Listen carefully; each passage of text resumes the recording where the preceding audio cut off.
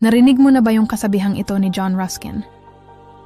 The greatest reward for one's hard work is not what is gained, but who one becomes through it. Alam mo, minsan iniisip natin, ang reward ng paghihirap ay pera, success, recognition, yung promotion, yung business na lumago, yung pangarap na natupad. Pero paano kung hindi pala yun ang pinakamahalaga? Paano kung ang tunay na reward ay ikaw mismo? Yung ikaw na mas matatag na ngayon. Yung ikaw na hindi na agad sumusuko. Yung ikaw na natutong maghintay, magtiyaga, at maniwala sa sarili kahit walang kasiguraduhan.